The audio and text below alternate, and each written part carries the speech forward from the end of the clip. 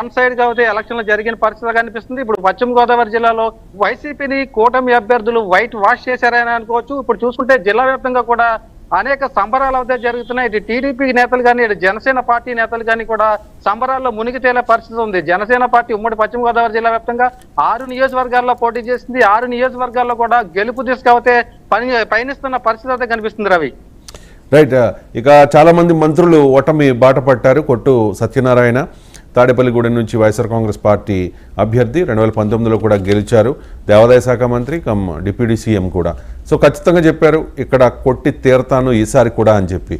So Bolisetti Srinivas 50,000కు పైగా మెజారిటీతో గెలిచిన పరిస్థితి కనిపిస్తోంది.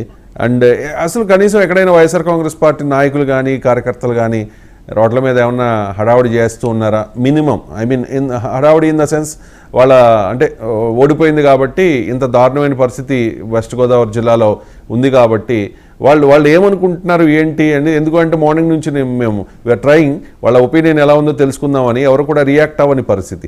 ఎక్కడ చూసినా కూడా టీడీపీ, బీజేపీ, జనసేన ఆ పార్టీలను